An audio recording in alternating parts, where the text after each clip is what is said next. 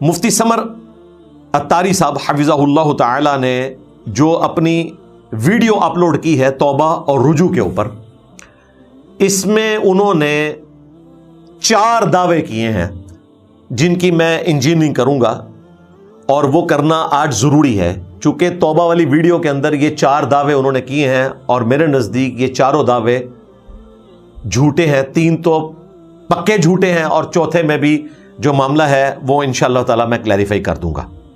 آپ نے دیکھا حالیہ دنوں کے اندر میرا ایک کلپ جو کسی جگہ پر میں نے چند مواقعوں پر اس کو بیان کیا بطور مفہوم و خلاصہ، اس کو لے کر کے بعض حضرات نے اور ایک شخص نے بالخصوص اس میں کہا کہ یہ حدیث ہی نہیں ہے اور یہ بےہودہ ہے فلاں فلاں۔ میں نے جب یہ معاملہ دیکھا تو میں نے سارے کا سارا معاملہ علماء کے سپرد کر دیا۔ کئی دنوں کی تحقیق کے بعد انہوں نے اس بات کو واضح فرمایا کہ حدیث شریف بھی موجود ہے اور یہ مفہوم بھی علماء نے لکھا ہے، اور اس کے اندر عربی شروحات اور جتنے مترجمین اردو کے سب نے بھی اس کو لکھا۔ یہ جس نے الزام لگایا ہے ان کے بہت ہی ممدوح لوگوں کو اگر دیکھا جائے تو ایک زبیر علی زئی کو آپ دیکھیں، اس کی ادواء المصابیح اٹھائیں، اس نے بھی ترجمہ کیا ہے۔ اب میں بار بار کیا دہراؤں، آپ خود دیکھ سکتے ہیں۔ اسی طرح یہ تفسیر احسن البیان اگر آپ صلاح الدین یوسف کی دیکھی، جن کی یہ بڑی تعریفیں کرتے اور کہتے ہیں کہ کیا بات ہے ان تفسیروں کی، اس کے اندر بھی یہی حدیث اور اس میں کیا لکھا ہے۔ پھر اسی طرح یہ جو ایپ ہے 360، اس کو جناب اللہ کی نعمت کہا جا رہا ہے، تو میں نے کہا نعمت کی طرف ہی توجہ کر لو کہ وہاں کیا لکھا ہوا ہے۔ دعویٰ نمبر 1، انہوں نے میری طرف اشارہ کرتے ہوئے کہا، انہوں نے کہا کہ کچھ لوگوں نے ہنگامہ کھڑا کیا، خصوصاً ایک شخص نے۔ اس کے بعد انہوں نے میری ویڈیو چلانی شروع کر دی، یعنی کہ وہ مجھے کہہ رہے تھے کہ اس شخص نے دعویٰ کیا کہ جو سمر عباس اتاری حفظہ اللہ نے بیان کیا وہ حدیث ہی نہیں ہے اور بیہودہ بات ہے، اور وہ یہ بات کرتے ہوئے یہ بتانا چاہ رہے تھے کہ انجینئر نے بالکل جھوٹا الزام میرے پہ لگایا کہ حدیث ہی نہیں ہے۔ تو میں آج بھی اپنے اس الزام کے اوپر قائم ہوں 100% کہ آپ نے جو کچھ بیان کیا، ایک جگہ بیان نہیں کیا، 2 جگہ بیان نہیں کیا، 3 جگہ بیان نہیں کیا، کم از کم 5 ویڈیوز ہمارے پاس مختلف جلسوں کی آ چکی ہیں کہ آپ نے اسی بات کو ریپیٹ کیا ہے حدیث کہہ کے، اور ہمارا دعویٰ ہے کہ ان الفاظ کی کوئی حدیث ذخیرہ احادیث میں موجود نہیں ہے۔ میں اپنے اس دعوے کے اوپر الحمدللہ آج بھی قائم ہوں کہ یہ آپ نے جو چسکے والی بات کی، بکروں کو فیور دینے والی بات کی، یہ ساری کی ساری باتوں والی کوئی حدیث پلانٹ ارتھ کے اوپر موجود نہیں ہے، آج کی ڈیٹ تک کوئی موجود نہیں۔ مستقبل میں کوئی بنا لے تو اس کا وبال اس کے اوپر ہے، آج تک کوئی اس طرح کی حدیث موجود نہیں ہے۔ جو حدیث آپ بیان کر رہے ہیں وہ انشاءاللہ میں اگلے دعوے میں اس کو کور کرتا ہوں۔ وہ میں نے الحمدللہ مجھے پتا تھا کہ مستقبل میں کیا ہونا ہے، لہٰذا میں اس دعوے میں بالکل سچا ہوں۔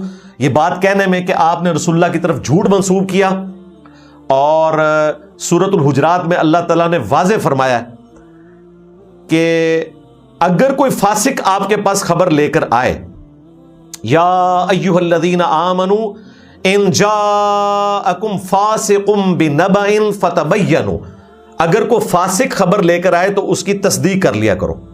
اور اس آیت کو امام مسلم نے صحیح مسلم کے سٹارٹ ہی میں مقدمے میں دلیل بنایا ہے کہ حدیث کی تحقیق کرنا ضروری ہے کہ کوئی فاسق بیان نہ کر رہا ہو اپنی طرف سے کوئی جھوٹی حدیث بنا کے۔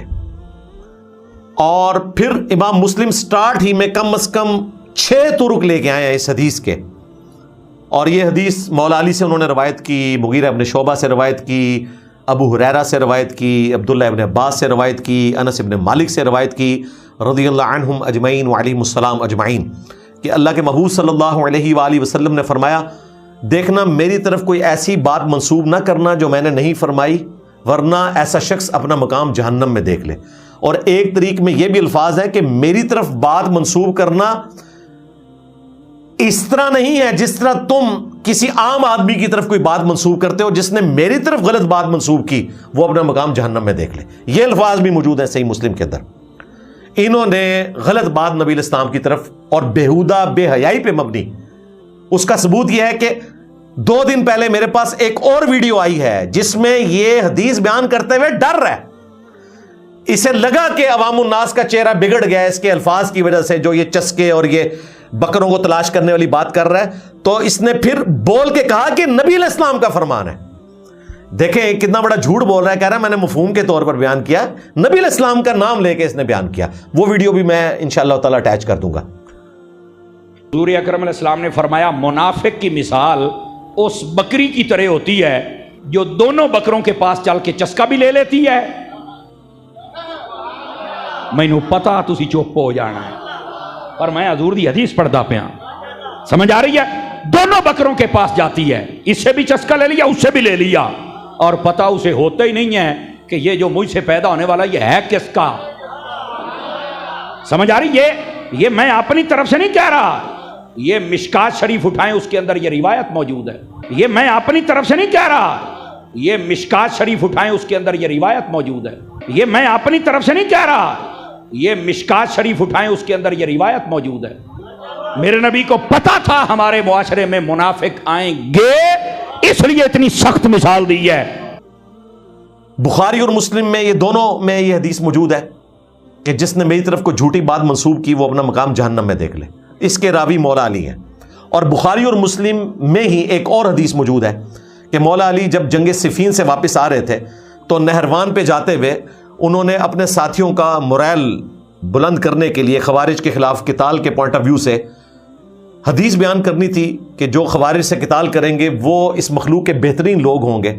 اس سے پہلے مولا علی نے فرمایا کہ میں آسمان سے زمین پر گر پڑوں یہ تو مجھے گوارا ہے, لیکن یہ گوارا نہیں کہ میں رسول اللہ کی طرف کوئی ایسی بات منسوب کروں صلی اللہ علیہ وآلہ وسلم جو آپ علیہ السلام نے نہ فرمائی ہو. یعنی مولا علی کے نزدیک آسمان سے زمین پہ گرنے کی تکلیف کم ہے, اور رسول اللہ کی طرف جھوٹ منسوب کرنا صلی اللہ علیہ وآلہ وسلم اس کا عذاب اس سے بڑا ہونے والا ہے. پھر مسلم شریف میں یہ حدیث موجود ہے, نبی علیہ السلام نے فرمایا آخری زمانے میں ایسے کذاب اور دجال لوگ آئیں گے جو ایسی ایسی حدیثیں بیان کریں گے جو تمہارے آباء و اجداد نے نہیں سنی ہوگی. یعنی آباء و اجداد سے مراد اہل علم. ویسے تو ہمارے آباء و اجداد نے تو یہ کبھی سنا ہی نہیں تھا کہ بخاری مسلم میں نماز کا طریقہ رفع الیدین سے لکھا ہوا ہے, رکوع میں جاتے وقت اور رکوع سے اٹھتے وقت. اور ہمارے آباء و اجداد تو رفع الیدین کرنے والوں کو قادیانی کہتے تھے. وہ تو ہم نے بتایا ہے کہ قادیانی خود حنفی ہیں, وہ بغیر رفع الیدین سے نماز پڑھتے ہیں.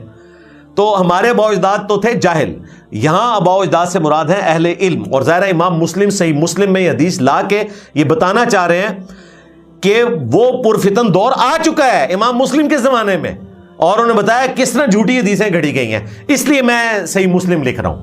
یہ دور 1200 سال پہلے گزر چکا, اب تو اس میں کتنا کچھ ایڈ ہو چکا. تو یہ جو اہل سنت کی کتابیں ہیں جو ہم نے اپنے ٹیبل پہ صرف رکھی بھی نہیں ہیں بلکہ ان کو پڑھتے بھی ہیں اور عوام الناس تک پہنچاتے ہیں, یہ پڑھی بھی نہیں ہیں پڑھی ہوئی ہیں الحمدللہ. ان میں یہ ساری احادیث موجود ہیں. تو دجال اور کذاب ہیں وہ لوگ جو نبی علیہ السلام کی طرف کوئی جھوٹی حدیث منسوب کریں گے. نبی علیہ السلام نے پہلے ہی فرما دیا تھا کہ ایسے لوگ آئیں گے, تو آپ اپنے آپ کو اس کیٹیگری سے باہر نکالیں. دعویٰ نمبر 2, انہوں نے اس توبہ والی ویڈیو میں کہا کہ میں نے تو نبی علیہ السلام کی حدیث کے طور پہ اس کو کبھی بیان ہی نہیں کیا, میں نے تو اس کو مفہوم کے طور پر بیان کیا ہے. حالانکہ 5 ویڈیوز میں کم از کم, اور اس میں سے جو اب ہمارے پاس پرسوں ویڈیو آئی ہے اس میں تو یہ ڈر رہا ہے بیان کرتے ہوئے, اور اس کو نظر آیا کہ عوام الناس کو برا لگ رہا ہے جب یہ بکرے کے چسکے والی بات کر رہا ہے اور بکروں کو خوش رکھنے والی بات کر رہا ہے. تو پھر اس نے بولا کہ یہ نبی علیہ السلام نے فرمایا ہے, مشکات شریف میں ہے, میں اپنی طرف سے نہیں کر رہا. لہٰذا جو آپ نے توبہ اور رجوع کی ویڈیو میں کہا کہ یہ میں نے مفہوم بیان کیا تھا, بالکل جھوٹ بولا. آپ نے ہر ویڈیو میں نبی علیہ السلام کا ذکر کیا اور رسول اللہ کی طرف اس کو منسوب کیا, آپ نے مفہوم کے طور پر اس کو بیان نہیں کیا. یہ آپ نے بالکل صراحتاً جھوٹ بولا ہے اس شخص کے بارے میں کہ جن کا اخلاق قرآن میں رپورٹ ہوا وَإِنَّكَ لَعَلَىٰ خُلُقٍ عَظِيمٍ. اور اے محبوب صلی اللہ علیہ وآلہ وسلم, آپ اخلاق کے بلند ترین مرتبے کے اوپر فائز ہیں. اور بخاری اور مسلم دونوں میں حدیث موجود ہے, نبی علیہ السلام میں کنواری لڑکیوں سے زیادہ شرم و حیا تھی. اگر آپ صلی اللہ علیہ وآلہ وسلم کو کوئی بات بری لگتی تو آپ کے چہرے اقدس پہ آثار نمایاں ہو جاتے, ہمیں پتہ چل جاتا. یعنی نبی علیہ السلام اپنے ایکسپریشنز کو چھپا بھی نہیں سکتے تھے, اتنی کلین سلیٹ تھے آپ. جو آپ کے دل میں ہوتا تھا چہرے اقدس سے وہ ظاہر ہو جاتا تھا. تو جو شخص کنواری لڑکیوں سے زیادہ حیا رکھتا ہو, جس کے اخلاق کو قرآن میں کہا گیا وَإِنَّكَ لَعَلَىٰ خُلُقٍ عَظِيمٍ, اور ہماری ماں سیدہ عائشہ سلام اللہ علیہا کہتی ہیں جب ان سے پوچھا گیا نبی علیہ السلام کے اخلاق کے بارے میں تو انہوں نے کہا, صحیح مسلم کے الفاظ ہیں, قرآن پڑھ کے دیکھ لو, قرآن ہی نبی علیہ السلام کے اخلاق ہے. یعنی قرآن اگر جسمانی شکل میں آتا تو آپ صلی اللہ علیہ وآلہ وسلم کی مبارک ذات. اور ظاہر آپ ہمارے امام اس لیے بنائے گئے کہ آپ قرآن مجسم ہیں، یعنی قرآن پریکٹیکلی جس قسم کا انسان چاہتا ہے وہ اللہ تعالیٰ نے رول ماڈل آپ صلی اللہ علیہ وآلہ وسلم کو بنا دیا ہے.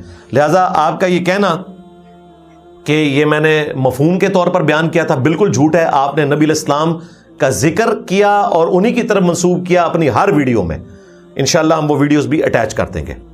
نبی پاک علیہ السلام نے فرمایا منافق اس بکری کی طرح ہوتا ہے جو ریوڑ کے ہر بکرے کو خوش رکھتی ہے، اپنا چسکا بھی پورا رکھتی ہے، اس لیے وہ جتنے بکرے ہوتے ہیں وہ اس کی فیور میں ہوتے ہیں. اور پھر وہ بکرے سارے پتہ کیا کہتے ہیں؟ یہ بہت اچھی ہے، اس کی طبیعت میں انتشار نہیں ہے، بہت اچھی ہے، یہ سب کو ساتھ لے کے چلتی ہے.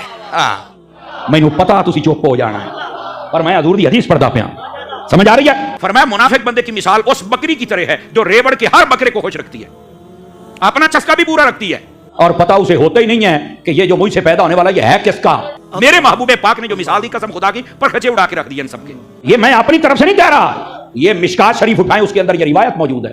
فرمایا یہ ریوڑ میں رہنے والی اس بکری کی طرح ہوتا ہے جو ہر بکرے کو راضی رکھ دی. میرے نبی کو پتا تھا ہمارے معاشرے میں منافق آئیں گے، اس لیے اتنی سخت مثال دی ہے. یہ وہ بکری ہوتی ہے ہر بکرے کو چس دیتی ہے. اچھا پھر اسے پتہ ہی نہیں ہوتا کہ اولاد بھی میری ہے کہ نہیں ہے.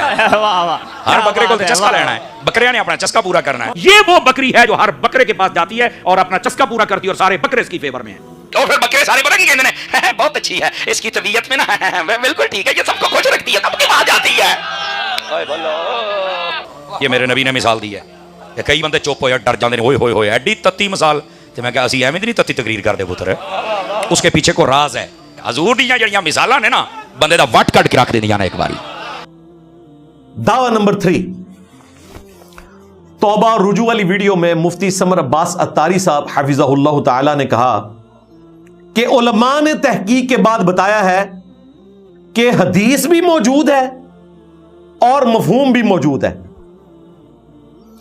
میرے بھائی علماء نے تحقیق کر کے نہیں بتایا.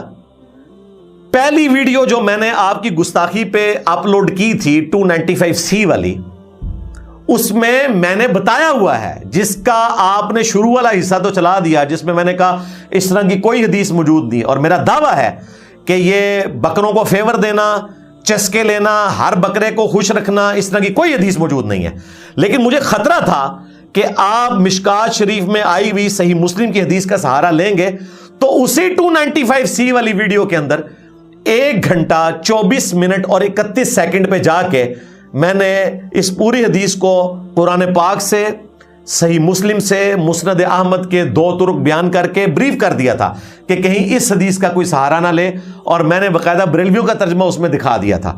لہٰذا آپ کے علماء نے کوئی چیز ڈسکور نہیں کی ہے، میں نے اپنی ویڈیو میں پہلے ہی ریکارڈ کروا دیا تھا، اور اسی ویڈیو میں ریکارڈ کروایا جس کے سٹارٹ میں نے کہا تھا اس طرح کی کوئی حدیث نہیں ہے، کیونکہ میں تو مانتا ہی نہیں ہوں نا کہ جو آپ نے ارشاد فرمایا ہے یہ حدیث ہے یا اس حدیث کے قریب قریب بھی ہے. میں تو مانتا ہی نہیں، وہ تو حدیث ہے ہی نہیں ہے. آپ نے اپنی طرف سے جھوٹی چیز بنا کے نبی الاسلام کی طرف منسوب کی، اس لیے میں نے جملہ بولا تھا. اور یہ ویڈیو میں نے کوئی ایک دن میں تیار نہیں کی تھی، اس پہ 3-4 دن ورکنگ کی، اور اس دوران میں نے ملا علی قاری، مفتی احمد یار خان نعیمی اور باقی سب لوگوں کی شروحات پڑھ لی ہوئی تھی. مجھے پتا تھا، میں نے جان بوجھ کے ان کو سکپ کیا کیونکہ مجھے لگتا تھا کہ آپ جواباً یہ لے کر آئیں گے. تو میں نے کہا یہ لے کر آئیں، پھر ہم ان کو بتائیں کہ اب رسول اللہ کے مقابلے پہ صلی اللہ علیہ وآلہ وسلم تم مولویوں کے اقوال پیش کرنا شروع ہو گئے ہو. اور اب تو بات اتنی آگے چلی گئی ہے کہ یہ اپنے مخالفین سے بھی دلیل پیش کرنا شروع ہو گئے. انشاءاللہ اس کو بھی میں ایڈریس کر دوں گا اگلے دعوے کے اندر. تو میں نے الحمدللہ اسی ویڈیو کے اندر بیان کیا. لہٰذا جو لوگ میری آدھی ویڈیو کاٹ رہے ہیں کہ میں نے کہا کہ اس طرح کی کوئی حدیث نہیں ہے، تو میں آج تک قائم ہوں، اس طرح کی کوئی چسکے والی، فیور والی کوئی حدیث موجود نہیں ہے. اور اسی ویڈیو میں نے بتایا کہ حدیث ہے لیکن وہ یہ نہیں ہے، وہ کچھ اور ہے جو مولڈ کر کے انہوں نے اپنے کھاتے میں ڈالی. لہٰذا الحمدللہ اس معاملے میں ہم بالکل حق کے اوپر قائم ہیں. کتاب و سنت کے دلائل کی روشنی میں یہ حدیث صحیح مسلم کے اندر ہے، 7043 اس کا انٹرنیشنل نمبر ہے. اس میں بکروں کو فیور دینا، چسکے کے لیے بکری کا پھرنا کوئی ذکر نہیں ہے. میں نے پچھلی دفعہ تفصیلاً بیان کیا تھا. وہ تو نبی علیہ السلام نے جو قرآن پاک میں منافق کی مثال آئی ہے سورۃ النساء کے اندر، مذبذبین بین ذالک، یعنی جو منافق ہوتا ہے وہ دو گروہوں کے درمیان اوسیلیٹ کرتا رہتا ہے، سرگرداں رہتا ہے، کبھی مومنین کے گروہ میں، کبھی کافروں کے گروہ میں. لا الہ ہؤلاء ولا الہ ہؤلاء، نہ وہ اس طرف ہوتا ہے نہ اس طرف ہوتا ہے. اس میں قطعاً ذکر نہیں تھا کہ وہ اپنے ہی ریوڑ کے ہر بکرے کو خوش رکھتی ہے بکری، اور نہ چسکے کا ذکر موجود تھا. وہ تو بکری کی عادت ہے، جو عام مسلمان کو بھی پتا ہے کہ بکری کی عادت ہے کہ وہ جہاں پہ سبزہ دیکھے گی منہ مارے گی. اور اس کو سپورٹیو وہ حدیث ہے سنن نسائی کی 5040، جس کا غلط ترجمہ یہ پیش کر رہے ہیں، اس میں آگے الفاظ موجود ہیں کہ وہ بکری فیصلہ نہیں کر پاتی کہ اس نے کس کی اتباع کرنی ہے، اس گروہ کی یا اس گروہ کی. اور سیم حدیث مسند احمد میں بھی موجود ہے. اور مسند احمد میں ایک اور طریقہ جو بالکل واضح کر دیتا ہے، اس میں الفاظ ہیں، نبی علیہ السلام نے فرمایا کہ بکری جب ایک گروہ کی طرف جاتی ہے وہاں سے سینگ پڑتے ہیں تو دوسرے گروہ کی طرف جاتی ہے، وہاں سے سینگ پڑتے ہیں تو اس گروہ کی طرف واپس آتی ہے. نبی علیہ السلام اس کو سینگوں کے ساتھ جوڑ رہے ہیں اور اس کے ریوڑ کو فالو کرنے کے اعتبار سے ذکر کر رہے ہیں. قرآن پاک بتا رہا ہے، دو گروہوں کا ذکر کر رہا ہے، بکروں کو خوش رکھنا، فیور دینا، اور بلکہ اس میں آگے الفاظ ایڈ کر دیے کہ پتہ ہی نہیں چلے کہ اس بکری کے پیٹ میں جو بچہ ہے وہ کس بکرے کا ہے. یہ سارا کچھ تو آپ نے خود ایڈ کیا ہے بھائی. نبی علیہ السلام نے تو اس طرح کی کوئی بات ارشاد نہیں فرمائی تھی. یہ ظلم تو آپ لوگوں نے کیا ہے.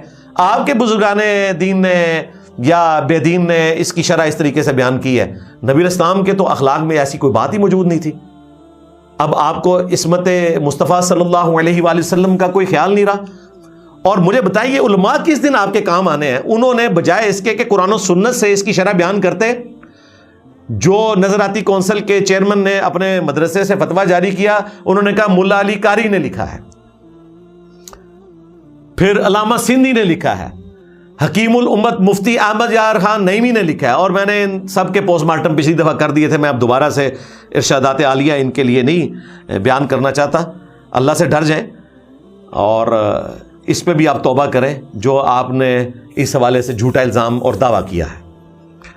دعویٰ نمبر 4، یہ انہوں نے الزامی جواب دیا مجھے. وہ مجھے کہتے ہیں کہ جی شیخ زبیر علی زئی نے جو اپنی مشکات کی شرح لکھی ہے اس میں بریکٹ میں الفاظ ڈال کے اسی قسم کا ترجمہ کیا ہے. شیخ صاحب بچ گئے ہیں بریکٹ ڈال کے. خیر زندہ ہوتے تو میں یہ بریکٹ بھی ان کی نکلواتا، لیکن اب اللہ کے پاس جا چکے ہیں. اللہ تعالیٰ کو اپنے اعمال کا جواب دے، وہ خود ہیں.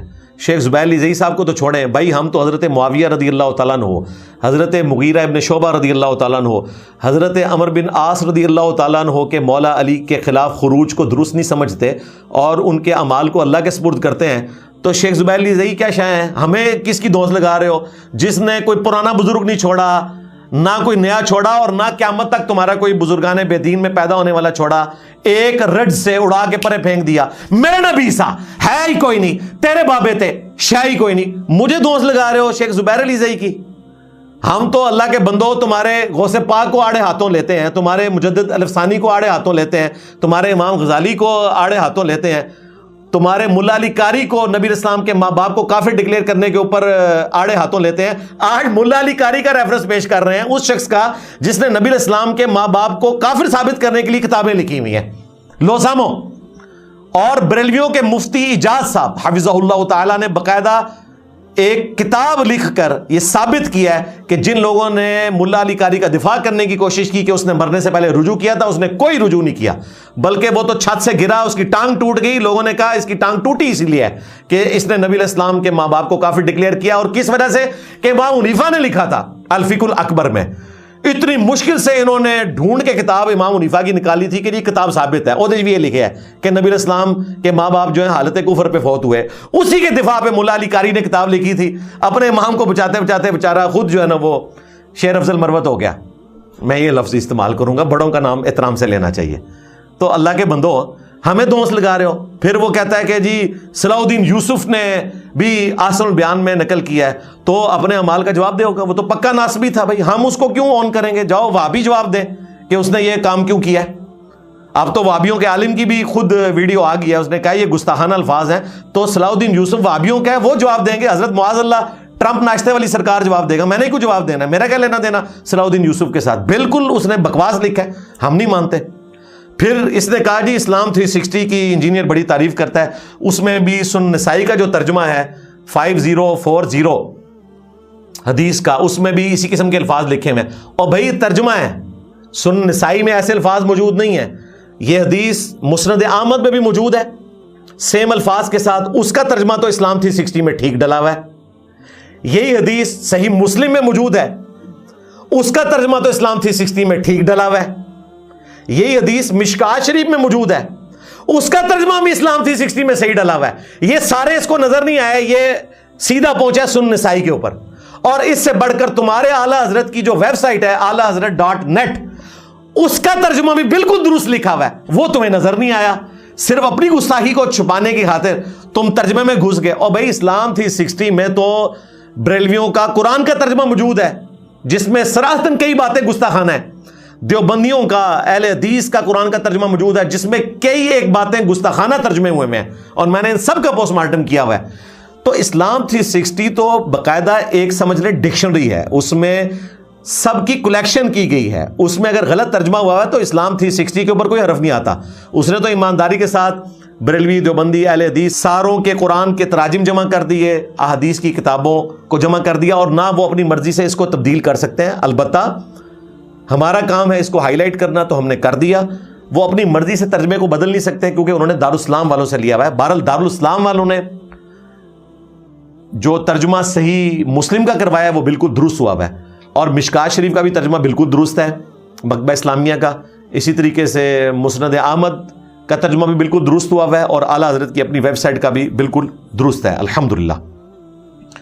رہا اب معاملہ تمہارے اپنے بزرگوں کا, تو تمہارے علماء جانے اور ان کے بزرگ جانے, مفتی احمد یار خان نعیمی ہو, ملا علی قاری ہو, علامہ سندھی ہو, میں نے تو ان کا پوسٹ مارٹم کئی بار کیا ہے. تمہارے مفتی احمد یار خان نعیمی, چلے ملا علی قاری کو میں نے تھوڑا سا آڑے ہاتھوں لیا, تو مفتی احمد یار خان نعیمی تو وہ ہے جس نے جال حق کے اندر نبی علیہ السلام کے بارے میں گستاخانہ جملہ بولا, اور اگر وہ بغیر توبہ کے مرا ہے تو کفر کی موت مرا ہے. اس نے قل انما انا بشر مثلکم کو جسٹیفائی کرنے کے لیے یہ کہا کہ نبی بھی شکاریوں کی طرح جانوروں کی سی آواز نکالتا ہے. شکاری جانوروں کی آواز کیوں نکالتا ہے؟ دھوکہ دینے کے لیے بٹیر کو. تو وہ کہتا ہے نبی بھی نا کافروں کو دھوکہ دینے کے لیے, بالکل ظاہر دھوکے کی بات ہو رہی ہے. یہ کہتا ہے کہ میں بھی تمہاری طرح کا انسان ہوں اس لیے میرے قریب آ جاؤ, ورنہ وہ انسان نہیں ہوتا, وہ تو نور ہوتا ہے. تو اپنے زوم میں, اردو میں اور عربی میں اپنے زام میں, اس نے بشریت کا انکار کرنے کی خاطر نبی علیہ السلام کو شکاری اور شکاری کی سیٹی کی آواز جو دھوکے کے لیے ہوتی ہے اس کے ساتھ تشبیہ دی. پکی 295C لگتی ہے اس کے اوپر. یہ ہے ان کا حکیم الامت, اور میں نے جہنم کے 7 دروازوں کی نسبت سے اس کے 7 والے نوٹ کر کے رکھے ہوئے. یہ ایک میں نے ماڈل کے طور پر پیش کیا ہے. اس ظالم انسان نے نبی علیہ السلام کو اس طریقے سے تشبیہ دی. اس مریض الامت جس کو یہ حکیم الامت کہتے ہیں, جس طرح کہ تھانوی صاحب کو دیوبندی کہتے ہیں, احمد یار خان نعیمی کا ریفرنس مشکات سے پیش کیا گیا. جی احمد یار نعیمی نے بھی جناب بکری اور بکرے اور وہ نر اور مادہ کی مثالیں دی ہوئی ہیں. اندازہ کرو خواجہ دا گواہ جڑا ہے وہ ڈڈو کس سے جا کے لے رہے ہیں؟ یہ اللہ سے ڈر جاؤ. یہ تم لوگوں کا علمی لیول ہے. علمی پوائنٹ نمبر 4, مفتی سمر اتاری صاحب حفظہ اللہ تعالیٰ کہتے ہیں ہم تو اہل محبت ہیں, احترام سے نام لیتے ہیں نبی صلی اللہ علیہ وآلہ وسلم کا, صحابہ اکرام کا اور اہل بیت کا.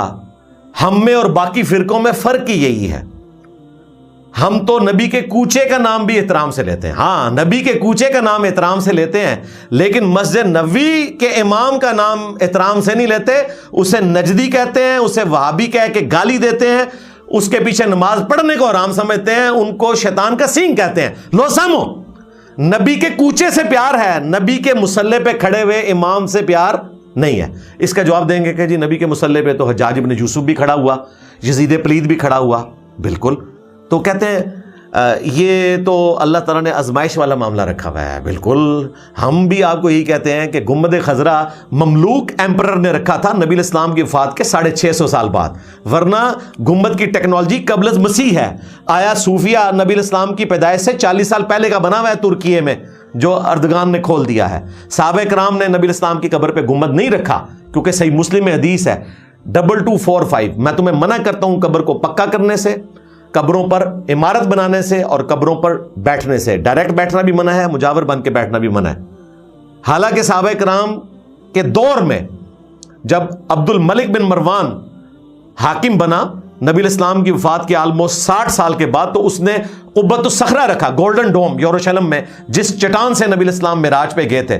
چٹان پہ گنبد رکھ لیا کیونکہ اس کی ممانعت نہیں ہے. قبر رسول پہ نہیں رکھا. گنبد خضرا سے بھی بڑا گنبد رکھ سکتے تھے, سونے کا گنبد بنا کے رکھ سکتے تھے. آج کا اربوں ڈالر جزیہ سیدنا عمر کے دور میں ملتا تھا, سونے کا گنبد بھی رکھا جا سکتا تھا. انہیں پتا تھا نبی الاسلام نے منع کیا. جب ہم کہتے ہیں گنبد خضرا نبی الاسلام کی نافرمانی پہ رکھا گیا, ادھر یہ کہتے ہیں جی اللہ کے حکم کے بغیر تو وہاں چڑیا بھی پار نہیں مار سکتی, تو یہ اللہ کی مرضی سے رکھا گیا. ہاں, گنبد خضرا اللہ کی مرضی سے رکھا گیا, اور مسجد نبوی کا امام جو ہے وہ اللہ کی مرضی سے نہیں رکھا گیا. لو سامو, جس کے پیچھے تم لوگ نمازیں نہیں پڑھتے ہو, نجدی کہتے ہو, تو ہم نبی کے کوچے سے پیار کرتے, کوئی پیار نہیں کرتے ہو. تم اپنے فرقوں کے بابوں کی بتائی ہوئی من گھڑت تعلیمات سے محبت کرتے ہو. بائی چانس وہ نبی الاسلام کی محبت میں آ جائیں تو ٹھیک ہے, نہ آئے تو یہ دیکھ لو اس عشق میں تو فیل ہو گئے تمہاری نظراتی کونسل. انہوں نے تو توبہ کی ڈیمانڈ نہیں کی, کہا کہ الفاظ واپس لے لو, عوام میں تشویش پائی جا رہی ہے. نہ توبہ کا کہا نہ رجوع کا. یہ تو آپ کی عقل مندی ہے کہ آپ نے رجوع کر لیا, باقی پاکستان کے قانون میں آپ کی رجوع کوئی نہیں ہے. ہاں, نان کمپاؤنڈیبل ہے, سزائے موت ہے اس کی. تو وہ معاملہ آپ کا قانون کا ہے. ہمارا معاملہ یہ ہے کہ ہمارے نزدیک اس میں توبہ کی شک ہونی چاہیے, اور اس کو قابل معافی جرم ہونا چاہیے. اگر کسی سے انجانے میں یا جان بوجھ کے بھی ہو گیا, قابل معافی ہے. اچھا, ہمارے جو مفتی سمر عباس اتاری صاحب ہیں حفظہ اللہ تعالی, انہوں نے اپنی گالیوں کو جسٹیفائی کرنے کے لیے جو کہا یہ میرا مزاج فاروقی ہے, تو بھائی اس معاملے میں بھی آپ کو توبہ کرنی چاہیے. اگر آپ احترام کرتے ہیں صحابہ کرام کا, تو اپنی گالیوں کو جسٹیفائی کرنے کے لیے اسے مزاج فاروقی کیوں کہہ رہے ہیں؟ لہٰذا آپ کا توبہ اور رجوع والی ویڈیو میں کہنا کہ ہم اہل محبت ہیں, تو یہ آپ کے ساتھ میل نہیں کھاتا, کیونکہ آپ نے مزاج فاروقی کہا ہے گالیاں نکالنے کو. اگر آپ کا مسلک احترام والا ہوتا تو آپ کے یہ چھوٹے موٹے مولوی آپ کے دفاع میں سامنے کیوں آ گئے؟ اور آپ کو تو توبہ کی توفیق مل گئی, ان کو ابھی تک نہیں ملی. وہ ویڈیوز پہ ویڈیو بنائی جا رہے ہیں اپنی بات کو جسٹیفائی کرنے کے لیے, اور جسٹیفائی کہاں سے کر رہے ہیں؟ نہ قرآن سے, نہ حدیث سے, اپنے مولویوں کے اقوال سے, اور اس سے بھی بڑھ کے اپنے مخالفین کے اقوال سے. بڑا ہی برا وقت آیا جو بریلویاں ہوتے ہیں, اللہ دے بندے ہو, انہوں نے سوچیا بھی نہیں سی کہ انہوں نے اپنا دفاع کرنے واسطے وہابیوں کا سہارا لینا پے گا. دیکھیں, یہ وہ فرقہ تھا جو تمام فرقوں کو, ان کے علماء کو گستاخی کے نیزے کی نوک پہ لیتا تھا, اور آج یہ ہم سے بھیک مانگ رہے ہیں. یہ دیکھیے آپ نے ختم نبوت کی دعوت کی برکت, کیونکہ ان کی ختم نبوت کی دعوت ہی نہیں تھی, یہ تو اینٹی قادیانی تھے, یہ قادیانیوں کو گالیاں نکالتے تھے. خادم رضوی صاحب زندہ رہے, انہوں نے اپنی زندگی میں میری ویڈیوز دیکھی, اور جو ان کے وہ ساتھی ریورٹ ہوئے انہوں نے ہمیں خود بتایا کہ وہ کہنے سے منڈے نوں نہ چھیڑو. انہاں دی گلاں دا جواب کوئی نہیں ساڈے کول. انہوں پتا سی کہ چشتی رسول اللہ لکھے ہوا ہے, شبلی رسول اللہ لکھے آیا ہے, کشف المحجوب جو کچھ لکھے ہے, صاحب اور سکر اللہ, اور بایزید بستامی کے دعوے, لیوائی اعظم من لیوائی محمد, سبحانی ما اعظم شانی. خادم رضوی پوری زندگی نہیں بولیا, اتنا ڈرتا تھا مجھ سے. ہاں, ایک بار کہا کہ وہ ایک منڈا ہے, نیٹ اتے ہوندا ہے, یعنی انہوں پتا ہے منڈا ہے. ہاں, اس کی زندگی میں ایک ہفتے میں 7 لاکھ کراس کر گئی تھی ویڈیو. 7 لاکھ اس زمانے میں 2017 کے اندر اسے بھی پہنچ گئی تھی, اسے پتا تھا. جواب نہیں آیا. البتہ 28 اکتوبر 2017 کو پہلی دفعہ مرڈر اٹیمپٹ کرنے کے لیے ایک بندہ موٹیویٹ ہو کے آ گیا میرے اوپر, جواب آیا سیدھے. ٹھیک ہے, یہ ان کے پاس علمی جواب تھا, اور اس کے بعد سے کئی دفعہ یہ کوششیں کروا چکے ہیں.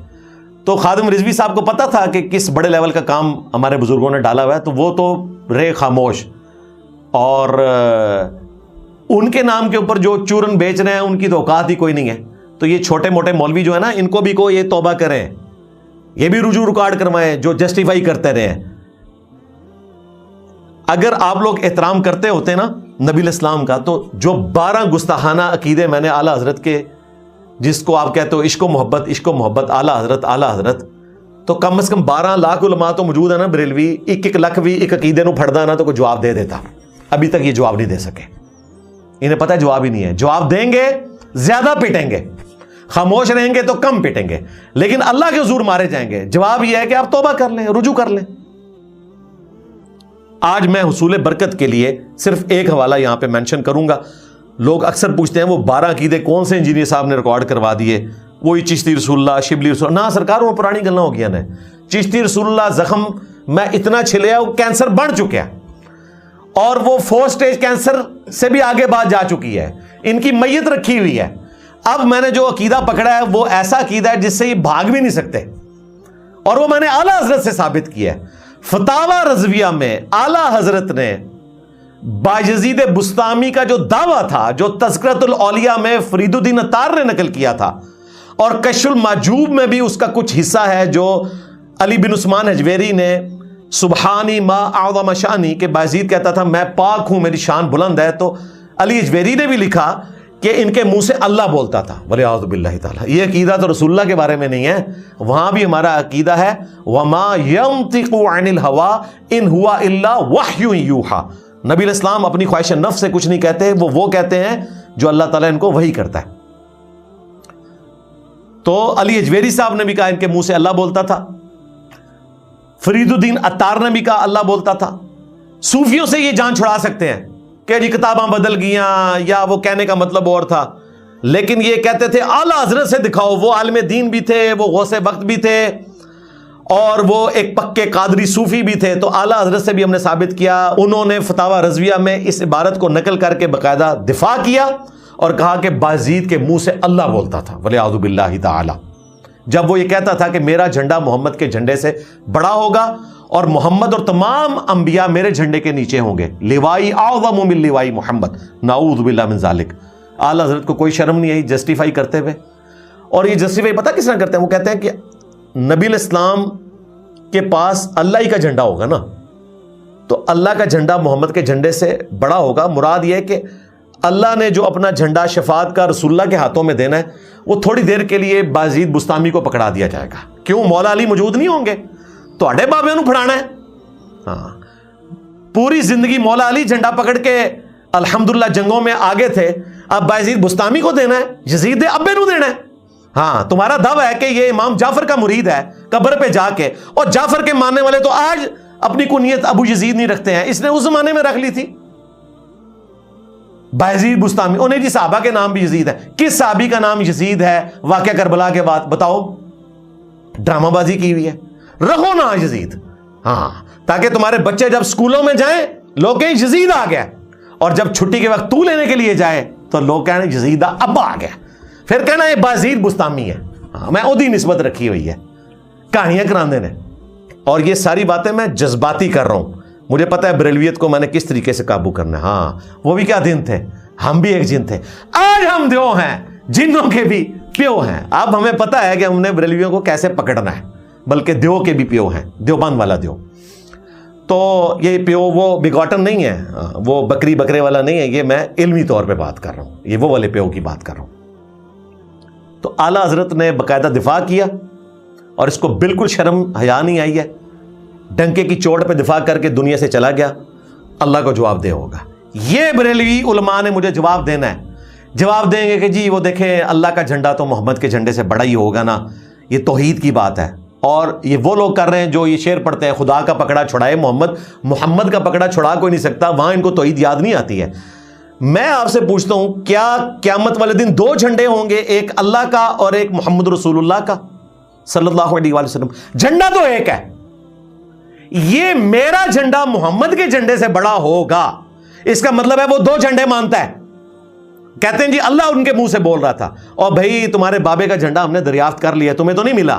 وہ بخاری مسلم میں موجود ہے کہ ہر غدار اور خیانت کرنے والے شخص کے لیے میدان معاشر میں ایک جھنڈا بلند کیا جائے گا اور اناؤنسمنٹ کی جائے گی کہ اس نے غداری کی تھی، یہ خائن تھا.